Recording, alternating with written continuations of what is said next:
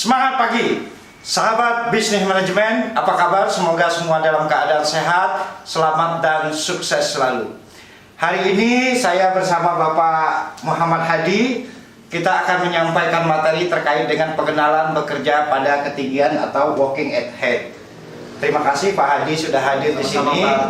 Ya, Bapak Hadi ini adalah Division Head Orsis Learning Center. Sejak tahun 2010, berarti beliau sudah 10 tahun menekuni bekerja di ketinggian, dan pengalaman beliau sudah memberikan pelatihan bekerja di ketinggian sebanyak lebih dari 5.000 peserta, luar biasa, di seluruh Indonesia, di beberapa sektor, baik di telekomunikasi, di migas, di konstruksi, di pest control, pertambangan, dan beberapa sektor-sektor industri lain di Indonesia.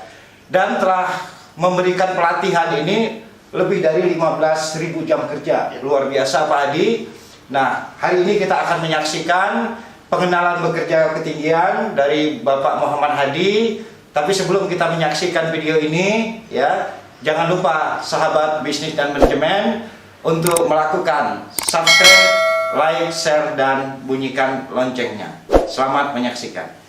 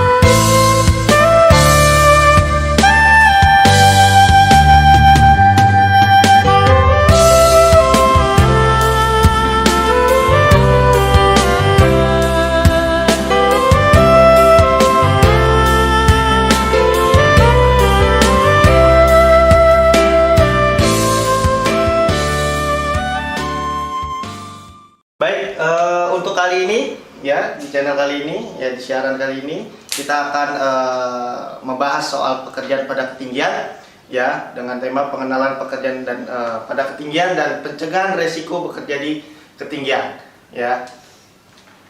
Banyak orang yang sekarang bertanya, kenapa sih bekerja di ketinggian itu penting, ya? Kenapa sih? Nah, ada beberapa literatur yang coba kami himpun, ya, bahwa tingginya tingkat kecelakaan kerja, ya, terutama di sektor ketinggian itu luar biasa. Kalau kita lihat data 5 tahun terakhir dari tahun 2015, ya, ada kecelakaan kerja itu 105.182 jiwa. Kemudian 2016 ada 105.182, dan tahun 2017, ya, 123.041 jiwa. Tahun 2018 ada 114.000 jiwa. Kemudian tahun 2019 ya menurun. Ya, jadi di 2019 ya tingkat kecelakaan kerja itu menurun. Akan tetapi, ya, tingkat kecelakaan jatuh dari ketinggian masih menempati posisi kedua.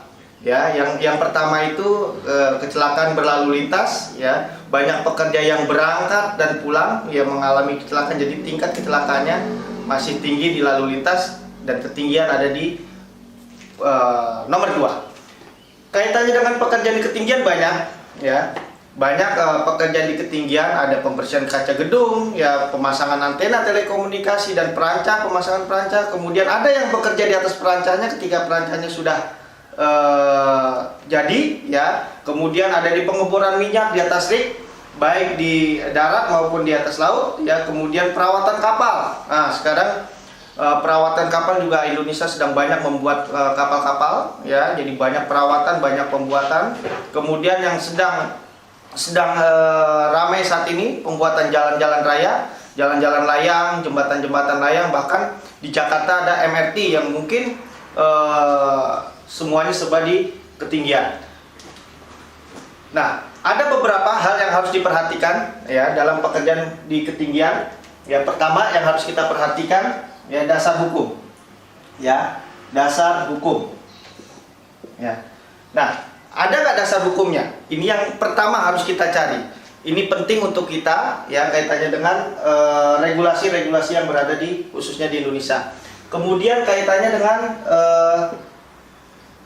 hak asasi manusia. Ada nggak hubungannya dengan manusia? Ya, HAM. Kalau kita bilang HAM ya. Ada nggak hubungannya dengan manusia? Kemudian yang ketiga soal ekonomi. Nah, ada nggak dampaknya terhadap ekonomi? Ya, baik itu industrinya, pekerjanya, ya bahkan mungkin untuk negara. Ya, adakah pengaruhnya? Kemudian kita urai satu-satu dasar hukum. Ya, kaitannya dengan dasar hukum bekerja di ketinggian. Ya, pertama dasar hukumnya ada Undang-Undang Nomor 1 ya, tahun 1970. Ya. Di situ di bab 2, pasal 2 huruf I. Ya, mengenai apa? Mengenai dilakukannya pekerjaan di permukaan tanah dan di perairan atau di perairan. Ya, jadi dasarnya sudah ada dari tahun 1970. Akan tetapi ya diturunkan lagi menjadi Permen nomor 9 tahun 2016 tentang apa? Tentang K3 atau keselamatan dan kesehatan kerja ya dalam pekerjaan pada ketinggian. Nah, ini dasar yang kita lihat, kita rujuk untuk melakukan pekerjaan pada ketinggian. Baik. Apa sih bekerja di ketinggian? Ya, menurut Permen 09 tahun 2016, ya, bekerja pada ketinggian kegiatan atau aktivitas yang dilakukan oleh tenaga kerja. Jadi tenaga kerjanya di mana? Di tempat kerja, baik itu di permukaan tanah atau di perairan yang terdapat perbedaan tinggi. Ya. Jadi di peraturan kita melihatnya perbedaan tinggi. Ya, kalau ada perbedaan tinggi walaupun 30 cm berarti sudah ada perbedaan tinggi. Kemudian poin yang paling utamanya memiliki potensi jatuh yang menyebabkan tenaga kerja atau orang lain ya yang berada di tempat kerja tersebut cedera, bahkan bisa menyebabkan meninggal dunia dan kerusakan harta benda. Ya, ini yang harus diperhatikan terkait bekerja pada ketinggian. Oke, kita akan lanjutkan lagi. Bahaya jatuh sendiri banyak, karena konsep bekerja di ketinggian itu ya resikonya pasti jatuh dari ketinggian. Tapi harus kita lihat juga banyak resiko-resiko lain. Contohnya kalau dari tempat tinggi ada jatuh dari tangga, kemudian jatuh dari permukaan lantai kerja yang tinggi, kemudian ya ada juga lubang, orang terperosok lubang, masuk ke lubang. Kemudian jatuh dari struktur bangunan yang tinggi. Ya, banyak nih pembangunan saat ini, ya banyak orang jatuh ya dari bangunan atau struktur yang tinggi. Kemudian ada lagi jatuh dari permukaan yang sama tinggi. Bidangnya rata tapi orang masih ada potensi jatuh. Ya. Karena apa? Karena dia terpleset. Ya banyak material-material mungkin di situ, ya ada bahan-bahan kimia yang menyebabkan orang terpleset. Kemudian ada material-material yang mungkin membuat orang tersandung. Jadi ada potensi lain di sama tinggi pada saat kita bekerja di ketinggian, salah satunya terpleset dan tersandung. Baik. Selanjutnya ada tertimpa dari ketinggian. Ya. Ada benda-benda yang memang tidak diikat dengan aman pada saat di atas, atau benda-benda yang diletakkan tidak pada tempatnya pada saat kita bekerja di ketinggian. Kemudian tidak dilakukan pengikatan. Ya tadi sudah saya jelaskan, tidak dilakukan pengikatan dengan baik. Ya sehingga apa? Ada potensi tertiup angin dan lain sebagainya, tersenggol dan lain sebagainya, sehingga menyebabkan benda tersebut jatuh dan menimpa pekerja di bawahnya. Baik, kita lanjutkan. Ada beberapa syarat. Ya, kalau kita lihat ada beberapa syarat. Syarat untuk bekerja pada ketinggian. Ya, pertama perencanaan. Ya, syarat ketiga ketinggian. Syarat ketiga ketinggian. Pertama ada perencanaan. Ya. Ini perusahaan atau pimpinan di suatu perusahaan harus merencanakan terkait K3 bekerja pada ketinggian. Ya, dia harus membuat perencanaan sematang-matangnya. Kemudian yang kedua, ada yang namanya prosedur kerja. Nah, ini penting dibuat untuk apa? Untuk membuat alur dari awal hingga akhir. Ya, sehingga apa? Semua pekerjaan pada ketinggian berjalan sebagaimana mestinya terkait keselamatan ya pekerja maupun usaha yang sedang dijalankannya. Kemudian yang ketiga, teknik atau cara bekerja aman. Nah, ini sangat penting. Ya. Banyak orang di Indonesia ketika bekerja ditanya, berani bekerja di ketinggian? Jawabannya berani. Padahal dia tidak tahu ada teknik-teknik bekerja aman khusus untuk di ketinggian. Nah, ini harus kita perhatikan juga, poin nomor 3. Yang keempat adalah APD. APD sendiri sebetulnya sudah diatur ya, diatur secara umum di Permen 08 tahun 2010 tentang alat pelindung diri.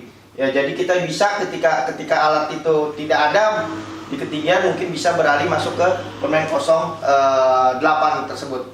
Ya, nah ini sangat penting. Jadi APD itu ya bukan hanya pelengkap kalau ada inspeksi, bukan.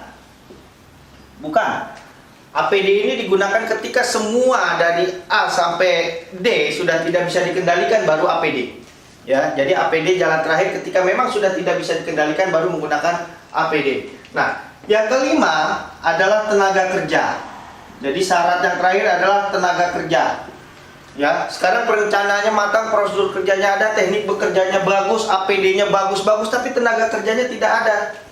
Artinya apa? Syarat ketika bekerja pada ketinggian belum terpenuhi. Ya, atau bahkan ada yang tenaga kerjanya ada tapi APD-nya tidak ada, teknik bekerjanya tidak ada, prosedur kerja ada, perencananya aja yang ada, itu juga belum terpenuhi. Oke. Itu terkait dengan persyaratan K3 pada ketinggian. Nah, lanjut ke teknik aman bekerja pada ketinggian, teknik bekerja aman.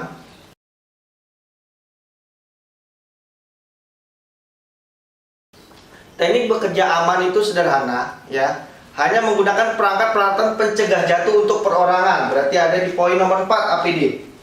Ketika tenaga kerja semuanya sudah terpenuhi, berarti ada di APD. Ya, apa sih untuk mencegah jatuh atau agar pekerja tidak jatuh? Hanya ada 3. Ya, kuncinya hanya ada 3. Ya, kuncinya hanya ada 3.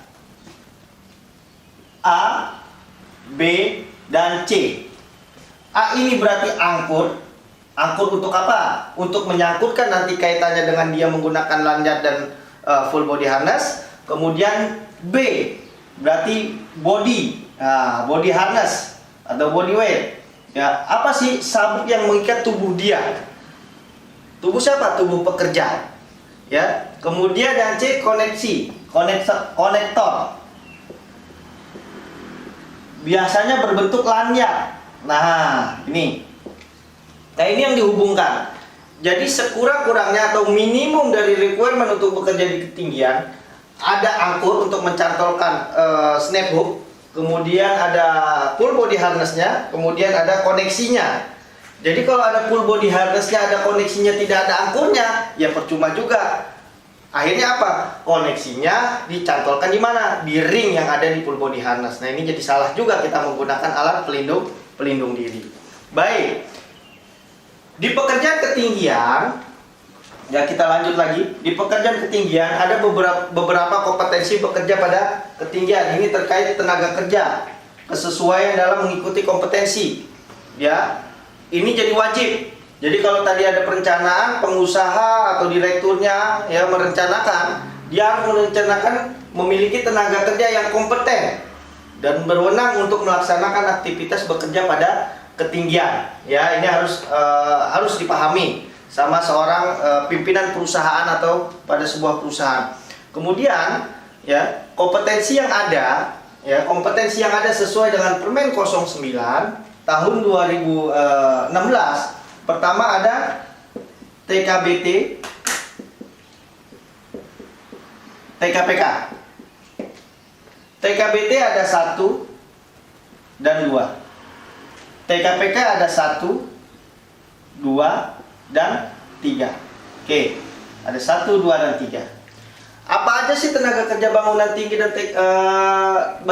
dan tenaga kerja pada ketinggian? Ya, untuk lengkapnya nanti akan kami bahas di session berikutnya. Tapi saya akan jelaskan TKBT ini lebih cenderung kepada bangunan-bangunan yang sudah ada platformnya. ya, yang sudah ada platformnya, ada orang bangun konstruksi, bangun gedung, yaitu cukup menggunakan TKBT level 1, artinya sudah ada platformnya. Kemudian untuk TKPK sendiri untuk apa? Ketika teman-teman ya tenaga kerja kita bekerja, pada saat bekerja ya tidak ada platformnya, maka dia bisa menggunakan TKPK tenaga kerja pada ketinggian. Ya, lebih detailnya kalau TKBT itu mengacu kepada struktur akses atau akses struktur, ya, struktur akses. Kemudian untuk TKPK sendiri adalah rope akses, menggunakan tali sebagai tumpuan menggantung. Ya, jadi ada dua ini. Ya, jadi ada TKBT 1 dan 2 yaitu mengenai struktur akses, kemudian TKPK 1, 2 dan 3 ini mengenai rope akses. Ya. Baik, ini sekilas tentang pekerjaan ketinggian ya, kaitannya dengan bahasan TKBT, TKPK, kemudian tadi ada syarat ketiga ketinggian ya, perencanaan akan saya bahas di sesi-sesi berikutnya. Tapi kaitannya dengan kesimpulan, inilah pentingnya bekerja ketinggian. Karena apa sih? Memiliki resiko yang luar biasa tinggi. Ya, sehingga perlu dalam penerapan atau implementasi di lapangan ya perlu perencanaan yang matang, prosedur kerja yang berkesinambungan, kemudian teknik bekerja aman yang sesuai dengan pekerjaan, kemudian alat pelindung ya APD yang sesuai dengan pekerjaan si tenaga kerja, kemudian yang terakhir ya tenaga kerja itu harus kompeten. Ya, kaitannya dengan kompeten berarti harus disertifikasi sesuai dengan bidang pekerjaannya masing-masing dari tenaga kerja tersebut. Baik, sampai di sini dulu ya yang bisa saya sampaikan. Di kesempatan yang akan datang ya di channel-channel berikutnya akan kami jelaskan tentang apa yang tadi kita jelaskan. Sekian dari saya, semangat pagi luar biasa, semoga kita dalam keadaan sehat, selamat, sukses dan sejahtera. Terima kasih.